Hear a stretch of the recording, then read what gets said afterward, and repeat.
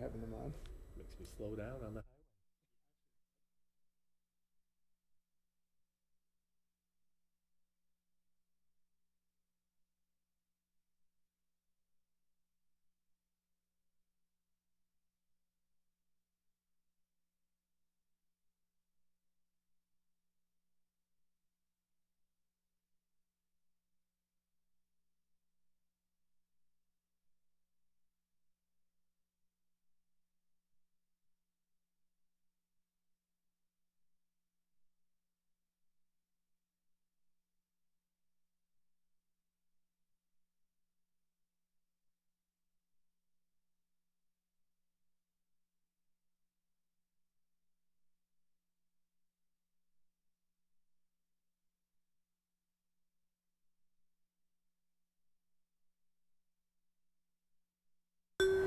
Thank you for turning to 10. This is Southern New England's news leader.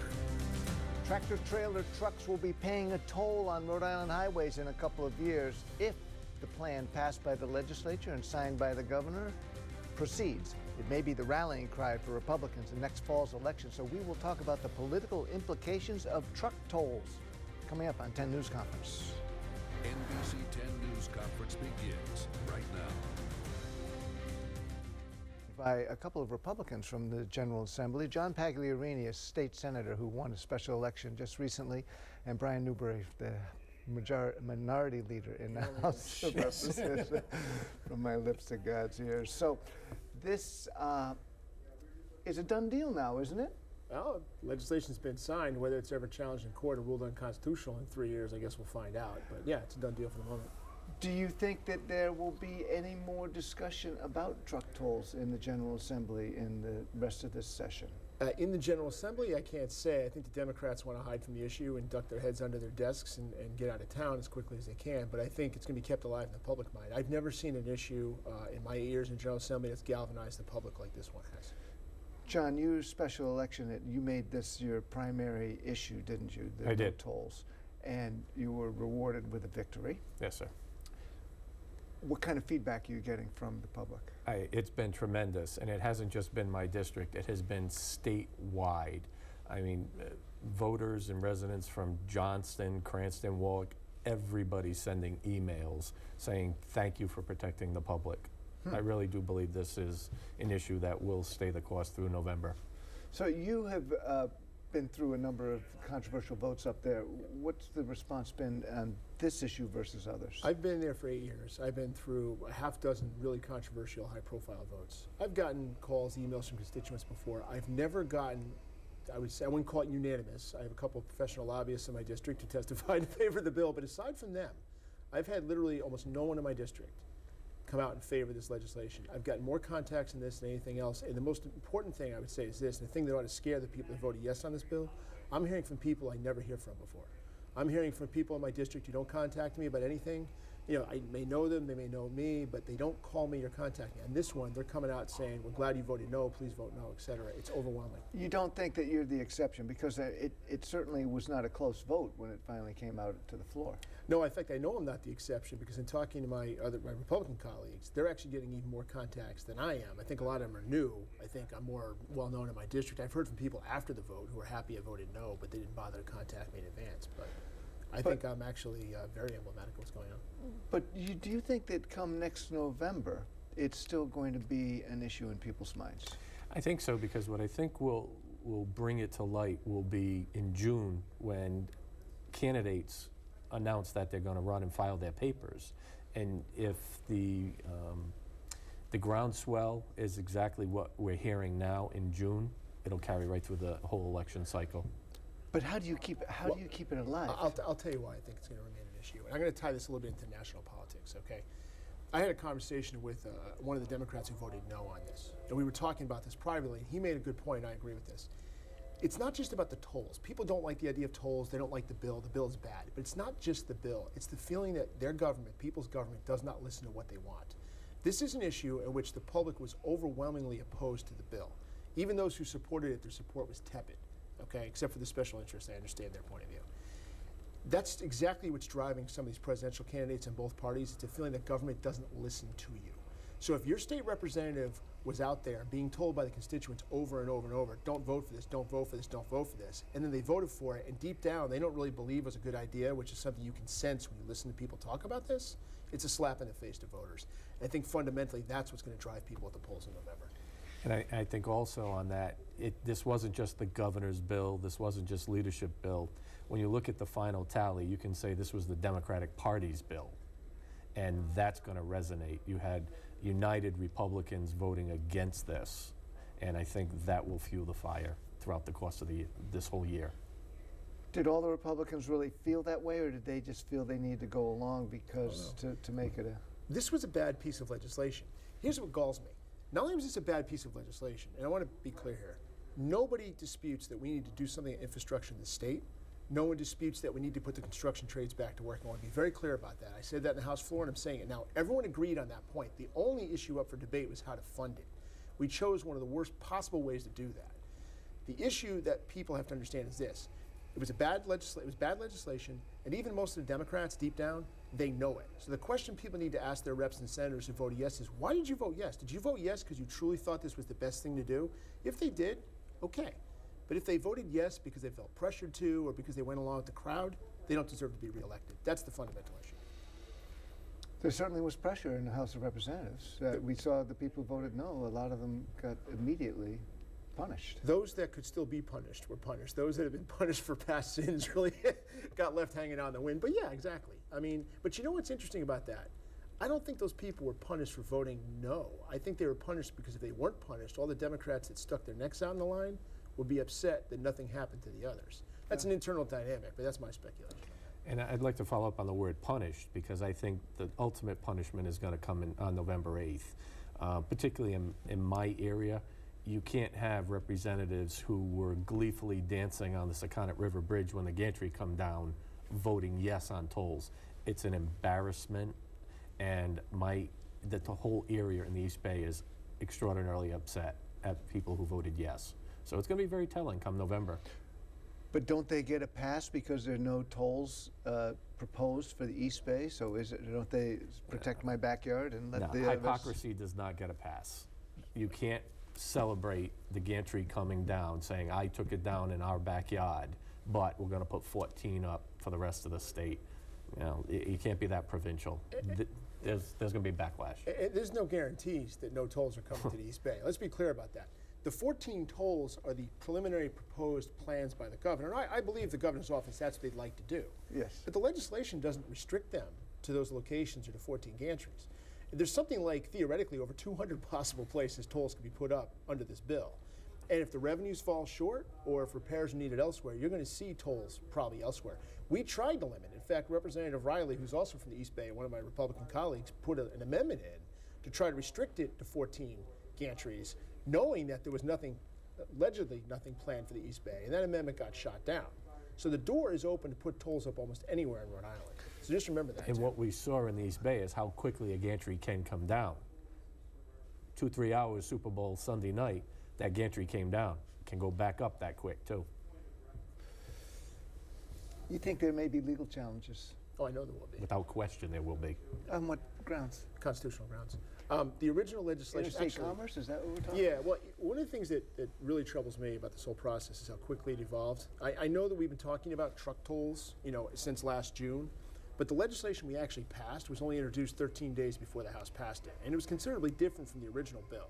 Now, we just heard the other day that the DOT or the governor's office paid $450,000 to outside legal counsel for advice on drafting the statute. Now, I don't know why it cost that much money to draft a statute, but the original statute that they introduced and tried to rush through last spring was clearly unconstitutional for the subsidy reasons, if nothing else. This new bill removed the subsidies to in-state trucking, but there's still potential constitutional challenges. For example, the daily cap on trucks, the $40 cap, that's clearly designed to benefit in-state truckers. And without boring the audience again into too esoteric detail here, under the Dormant Commerce Clause of the Constitution, there's a large body of constitutional law dating back many years. You cannot put undue burdens on out-of-state commerce at the expense or to the benefit of in-state commerce. Otherwise, every state would be setting up essentially tariffs. And so the issue is going to be, is this toll bill, as it's written, constitutional, or does it put an undue burden on out-of-state trucking? That's going to be the nexus of the constitutional challenge. I'm not making a prediction of how it will come out, but it's clearly going to be litigated, and who knows what's going to happen. And end result of that could be years down the road. Well, certainly the administration all along has said that the advantage of this bill is it'll be, our repairs will be paid by out-of-state. No, those costs will be passed on to in-state businesses and consumers. We all know that. Like, I mean, money is, there's no free money. Okay, let's be real here. And if you look at the bill, it's fraught with examples like the leader just stated. The penalty for a toll evader is $3,000, designed to go after interstate truckers, but if you evade the toll on the Newport Bridge, it's $500. That's a problem. That's a hurdle they're going to have to get over in a federal court when this is ultimately litigated, and it will. There's a flurry of bills that are being submitted now that are trying to placate the in-state trucking community. That's all part of a systemic scheme, and that's how the courts are going to look at it. That you can't do it. You can't go back and say, we're going to give you breaks on other things like registration fees, because the truckers are just going to tie it all together, because on both the House and the Senate floor and the newspapers on this very station, the administration said, we'll take care of you people. You can't do that. It just can't be done. We're going to have to take a little break. We'll continue this conversation about truck tolls and the implications in the upcoming election after these commercial messages.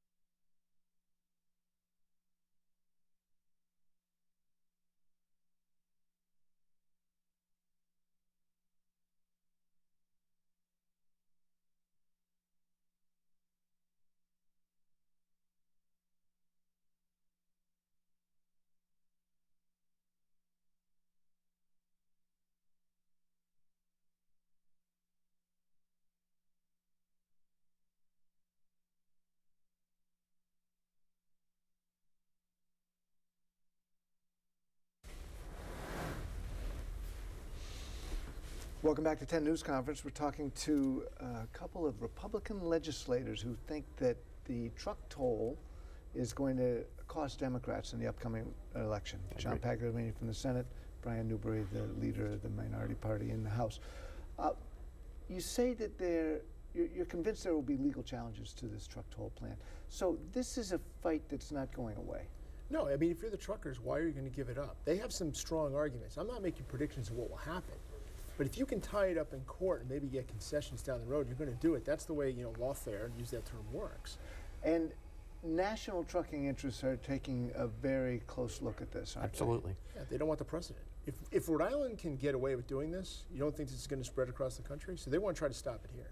Except in other places where tolls are in place, there already are much heavier levies on the trucks than there are on passenger cars. But you just said their argument right there. Everybody's being tolled. And right now in Rhode Island, it's only the heavy trucks that are being tolled. And what's really illogical about the administration's argument is it's not the heaviest trucks that are being tolled. You've got the gravel trucks, the concrete trucks, the asphalt trucks. They're not subject to this toll, but yet they weigh more than the trucks that are being tolled. And quite frankly, an empty 18-wheeler coming back through Rhode Island is going to pay tolls, and it weighs less than a fully occupied RIPTA bus. Their whole argument is illogical.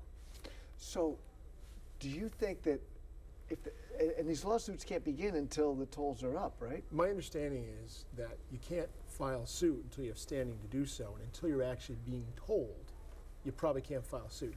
That's just my understanding. I could, even though I'm an attorney, there's, Right. But I expect you're not going to see a legal challenge right away, which means the state's going to have to go out for the Garvey bond financing, take the risk on the bonds, and start putting up the toll gantries and invest in that. And by the way, delay doing any infrastructure improvements until this is all resolved. One of the things that troubles me is if this whole scheme is found unconstitutional, say 2 years from now, we're back to square one. Don't forget, there were alternative proposals on the table, and it goes back to the issue I said. The issue is not do we need to do something, the issue is how do we fund it. There was a Republican proposal that found the money in the existing budget. There was the Center for Prosperity, the libertarian leading think tank that had a private partnership proposal. And I sit on the House floor, it never got taken seriously, but we could have looked at a hybrid proposal. I understand the argument about getting